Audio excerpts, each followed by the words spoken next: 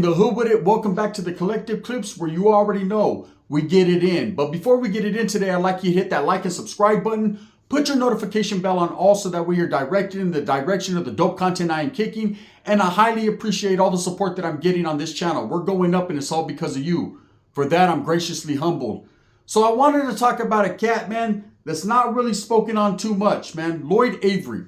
Okay, Lloyd Avery, the second, man. A lot of people don't even know who this guy is, but a lot of people have seen him. Pretty much anyone who's ever watched the movie Boys in the Hood knows exactly what I'm talking about.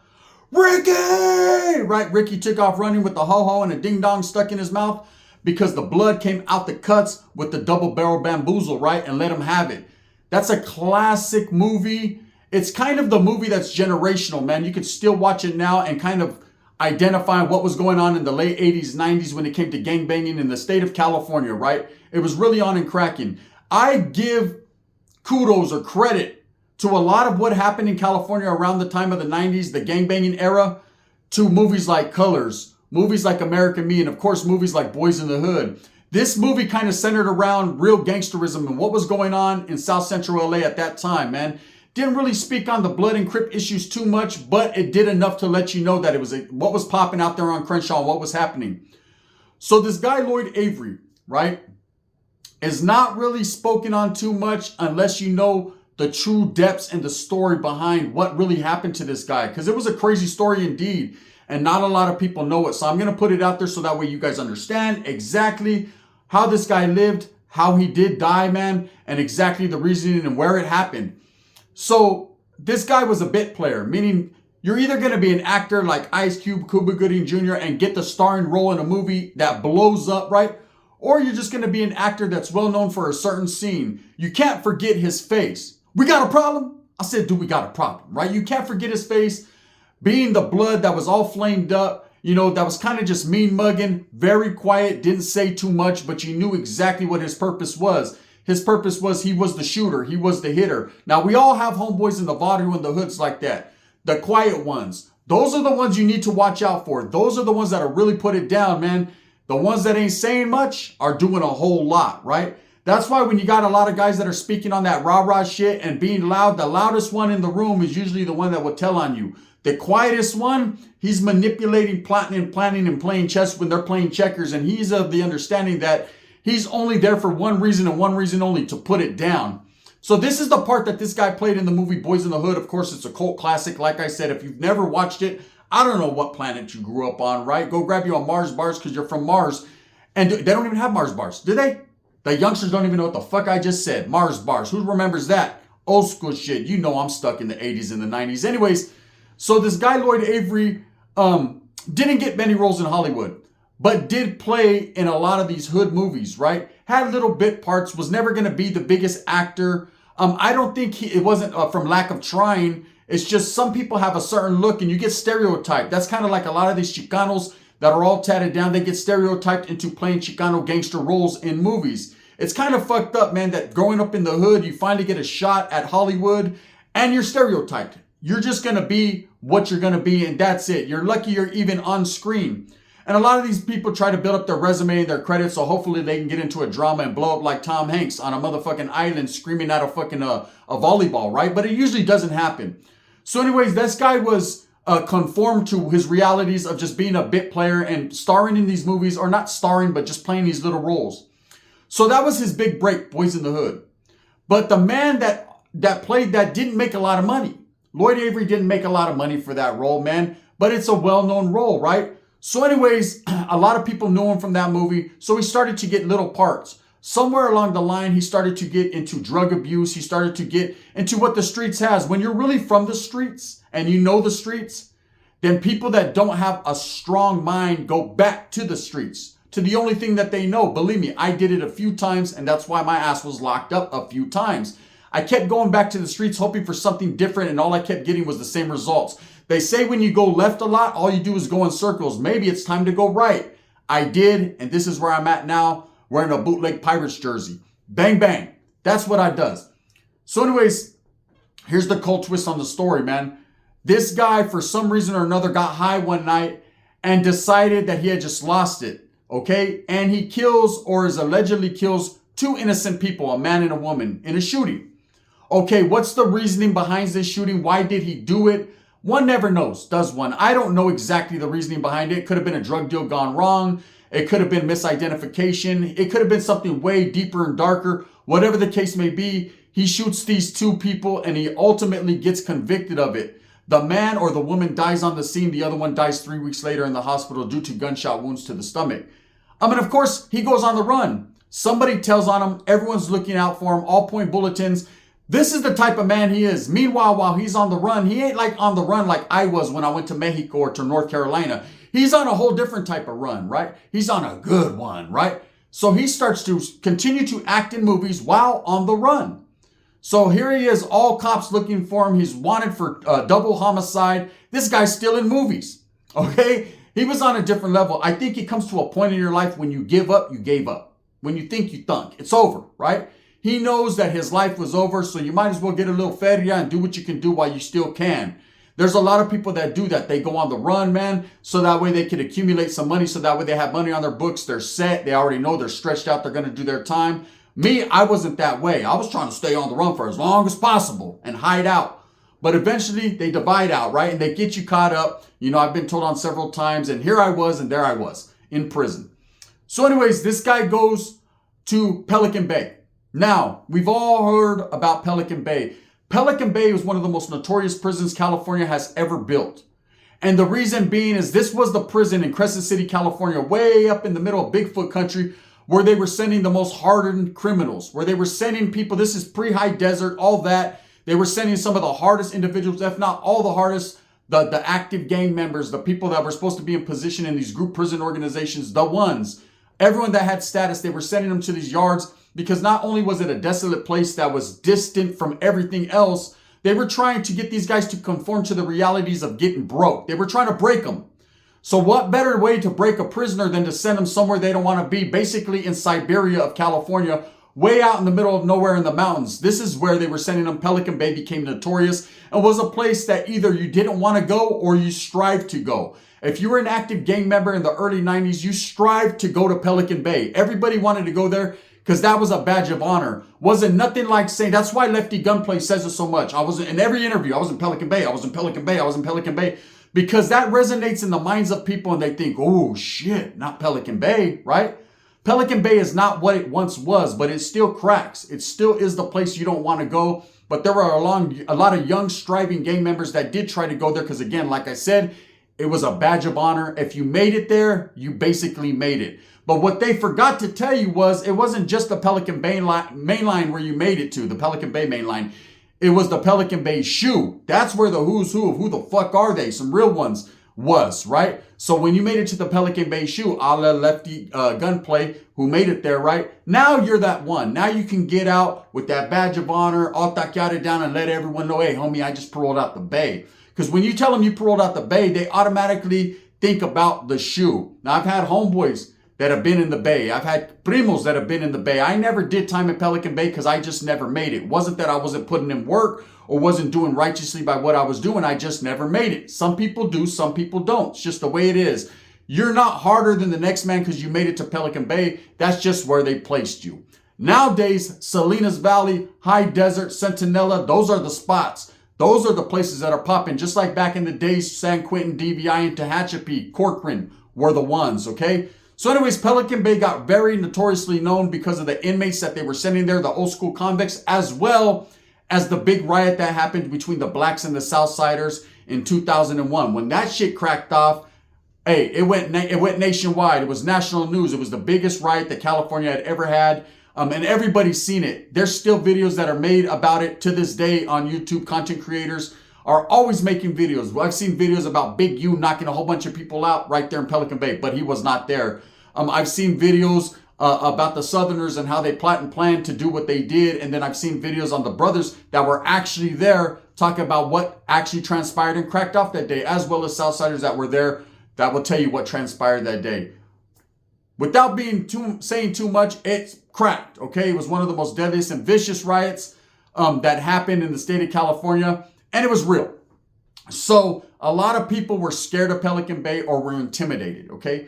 So this guy, Lloyd Avery, goes to Pelican Bay. Okay, he's placed in Pelican Bay. Now, while being placed in Pelican Bay, he gets a cellie. Okay, he gets a cellie. But somewhere along the line, pre-getting this cellie, okay, because again, I tell you, in prison, you don't dictate who your cellie is. If you got a lot of juice, if you got a homeboy that's an old school convict that got huwo or juice with the administration or the COs in that building, he could quite possibly have you transferred and moved into a cell. A lot of shit goes on behind the scenes. I've seen a lot of people celled up with their own family members, celled up with their brothers, their crime partners. It happens, man. Sometimes you have to work hard for it. Sometimes you just get placed because of case factors. Most time, though, they're going to try to keep crime partners away from each other because they're trying to distance you guys from each other and segregate you, because they already know basically that's two minds that think alike that they have to worry about. That's just the DNA and makeup of prison. That's what they do. But I've seen a lot of times doing time in prison, father and sons, cousins. I've been set up with my cousins before, so I know what time it is, right? It's not hard to get the possible cell move that you want. You know, that hardship move they'll do for the most part because they're just trying to keep you cool. They know if they place you in a cell with a good cellie, someone that you could get down with and you're cool with, man, that's going to mean that you're going to program more because you don't want to lose that privilege. Every incentive and privilege that you get in prison is definitely that, a real privilege. And you don't take nothing for granted. You're not opening refrigerator doors. What's in here? Nada. Taking that for granted. You're not eating steak and lobster. Any little thing you get, whether it's a sopa, a half a bar of soap, or a good cellie, changes the way that you do your time. It makes a big difference, man. A lot of people out here in this free world sleep on what's going on behind them walls and take advantage of what you got. And that's why I tell you, don't take advantage, but enjoy life for what it is, man, because don't nobody want to be there, and don't no motherfucker in his right mind want to go back. That's just real, right? I guarantee there's a lot of lifers right now that would trade with you. So anyways, this guy is there. But pre him getting this cellie, his very last cellie, right? He decides to go Christian. Now, I've spoken on it in a lot of different fucking videos. A lot of people use Christianity or any religion as a crutch. Okay, it just is what it is. They're called Bible thumpers or whatever you want to call them. I'm a religious person. I'm Catholic right off the rip. So I'm going to tell you right now, I have my beliefs. I have my relationship with my Lord. That's me, right? I don't try to push it on no one. I don't preach to no one. I'm not out there trying to do testimonies and indoctrinate other people's minds into what I got going on. I'm a true and firm believer in as long as I believe and have faith and hope in what I believe in, everything's going to work out just fine for me and my family.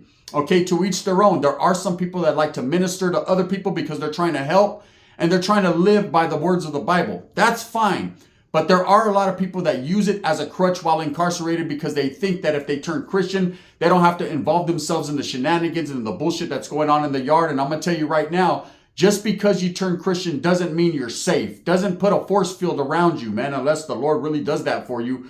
You know, all that does is let everybody know, man, this Vato ain't really with the business, right? And most people will leave you alone because they respect the game. But there are a lot of people that will ridicule you, bully you in prison, and do bad things to you because they think you're faking the funk. And the last thing anyone likes in prison is a person that fakes the funk and tries to be something they really ain't. Now, I ran into a lot of Christians on the yard that really did that. And I had no disrespectful words for the ones that did and didn't. For the ones that played the role, I understood what they were doing. Hey, homie, if it works for you, it works for you. It's not for me. That was it. I kind of wasn't that type of person to judge anyone because we were all in the same predicament. Unless you had a weirdo case, then you're going to get judged like a motherfucker, Danny Masterson. And that's just the way it was. But if you don't, to each their own. So anyways, this guy, Lloyd Avery, this actor, decides he's already doing 2 life terms. He ultimately got convicted for the double homicide. So he was giving life without the possibility of parole. So he was never coming home. So in there, you got to make your next move your best move. You know, you got to get your mind right so you can shine right. You got to do whatever you feel in your life is the best move for you. And turning towards the Lord and Christianity was his best move. He felt that, you know, and maybe he was true to this, not new to this. Maybe he really believed that the Lord would help him out of this predicament, or he just wanted to give his life up and surrender his life. To each their own, man. Ain't nothing wrong with it, right? I hate people that hate on people because they hate people, right? It ain't really cool to do that. At the end of the day, man, to each their own. So he's doing his thing, right? And he gets celled up again. I tell you, you don't get to pick your cellie. He gets celled up with a guy by the last name of Roby. Okay, and this individual he's celled up with is into satanic worshiping. Now, again, on the prison yards, all religious materials are all religious materials. There's several people that study different religions and profess their faith and you'll have Christians and Catholics and Satan worshipers and Wicca, and you'll have Norse gods and whatever people are into, man. They're into a little bit of everything. Muslims and Judaism and Buddhism, and for the Asians and whatever, paganism, whatever you're involved in, they cannot deny you your rights, you know, to religious materials and to studying or worshiping who you want to. That's the freedoms and the liberties that you have, that people and other prisoners have fought for many years. So that way you're granted basically your freedoms to study and practice whatever you want. Okay, now anytime that you see a person practicing Satan worshiping in a prison, you kind of want to stay the fuck away from them. They got to sacrifice something, and there ain't no chickens or goats around, right? So sabes que, right? It might just be your head on that platter. So anyways, this guy who's a bona fide Christian, you know, who had even changed his name to Jesus, right, gets celled in with a satanic worshiper. I wonder how that conversation went. That was the real struggle between good and evil, right? Now, evil, however you want to put it, man, being set up with that guy, here, this is how it would have went down, okay? I would have walked in there like, ding dong, the bitch is dead, Jesus is ahead, you know I said, right? I'd have been in there conducting my prayers, and as soon as I walked in, and this Vato would have looked at me like, I would have said, Sas, in the name of the Lord, right? Bam, I would have took flight, because I understand that this guy's probably going to do some horrible things to me. He's going to try, because he doesn't like me and what I'm pushing, right?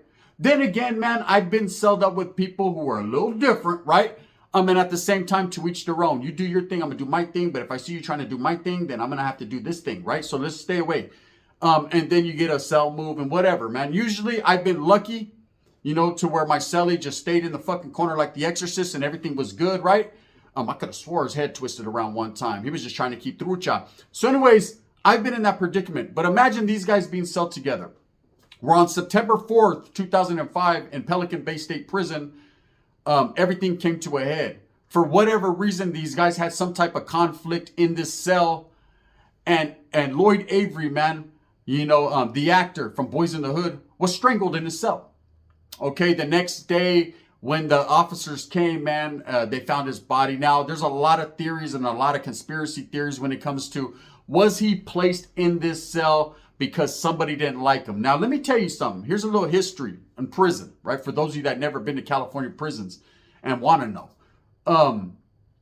You can't fuck with the officers. You can't disrespect the COs. I mean, you can if you choose to. I choose not to, because they ultimately have the keys to your freedom. They have the keys to your life, and they can place you in that prison anywhere they want. That's why I've done my videos on Danny Masterson and say he's never safe anywhere he goes, because ultimately them COs could be having a bad day and say, fuck this puto. He wanted to talk that high power shit.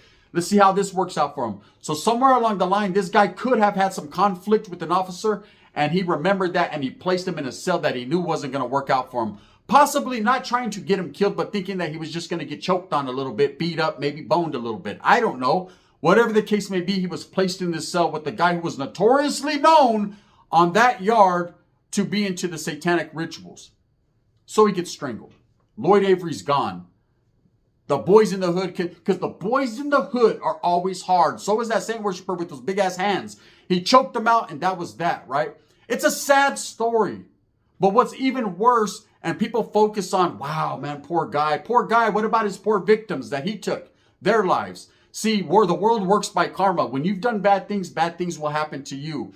Now, whether or not it was the administration or the correctional officer's fault for placing them in the cell, mistakes happen. They will never be able to prove it, right? Shit happens. Again, you don't get to pick your cellie. You go into the cell that's available, man. It's all about time and space. And they had a lot of space to choke and a lot of time to do it. Now, what boggles my mind is that, you know, this guy would even go into that cell knowing that this guy had a past or a history to be violent as well as be a saint worshiper. I understand, though, when you're a Christian, you feel that you're protected by God and no one could touch you. And if it's God's will, then it may be what it is. But sabes que, I'm also a realist, and I understand that I ain't going in the cell with a motherfucker with big old hands and claws with devil horns on his head, right? I'm going to choke him out before he chokes me out. It's just me. I'm not saying do that. I'm just telling you what I would do. I'd have walked in that motherfucker and hit him with the offense, defense. Anyways, that is how his life ended tragically. Okay, and there's been a lot of conspiracy theories. People saying, well, he should have never been there. He should have never been in prison. I say this to say that, right? Or I say that to say this. When you go to prison, you have to understand that you've done crime. You are there for a reason, unless you're innocent and man, pobrecito. I know how it feels, right? But you're there, and whatever happens, happens. You know, I say a lot of the times it's all about respect and the content of your character and how you carry yourself where you're at when you're there. But again, sometimes some things are just out of your hands. But this guy had a tragic life. You know, he went from gangbanging on the streets to possibly, doing something with his life, getting these bit roles. But he lost it. He lost it somewhere along the line, and he took 2 innocent people off this earth, and now he was taken off this earth. A lot of shit has happened at Pelican Bay State Prison that we don't get to hear about. The only reason we even know or heard about this particular case is because of who this guy was and because he's so easily recognized from the Boys in the Hood movie. But really what happens behind the walls of several prison yards, man, there's people that lose their lives every day, and we look at it on the internet and we read about it and we're like, wow. And that's it. You know, not thinking about their families, their loved ones, and what they had going on. It's very unfortunate. That's why I say prison is a bleak existence, man. You could be here one day and gone the next, and no one gives a shit. It's a crazy thing, right? That's why I push the narrative, man, to stay out of prison. If that's what you want to do, man, that's totally up to you. That's fine, man. You're not going to find nothing in there but rats, roaches, shiesty approaches, and a whole bunch of people that will take advantage of you, and some real ones, man, that are trying to give you glitch up, but you're not going to listen anyways. So with that being said, that's the story on Lloyd Avery. It's a very unfortunate way that he, was killed, man. And I don't know what actually happened to his cellie. I'm sure he was charged for this murder. He was already doing all day anyways. And that's one thing, man. When people are doing all day, what holds them? What are you going to do? Put them on death row? That ain't going to do nothing to them. That's just another facility and another cell. All cells are the same, man. It's real life. Anyways, with that being said, man, I hope that you guys tuned into this one and that you understood the situation that was put out there. This guy succumbed at the hands of a Satan worshiper. Was it really about the fight of good and evil? Did evil win this day? It definitely ended someone's life. It's totally up to you how you want to decipher that. With that being said, I hope that you move smooth with a purpose. And this is just another story in the long line and tragedy of what has happened at Pelican Bay. There's so many more stories. People that have actually been there can tell you, man, it's a place that's very eerie. Every person that I've talked to says you can feel the presence of death, the presence of hopelessness. And that's unfortunate, man. Prison sucks. Thumbs up or thumbs down. Heavy's going to be the head that wears the crown. I'm going to continue to struggle, and strive for what I honestly and truly believe in, and that's the betterment of all people. Let's stay the fuck up out of prison, man. It ain't the place to be. And for those that are there struggling and striving and doing their thing, I feel for you, brothers. I truly do, man. This is the gun. Bang, bang.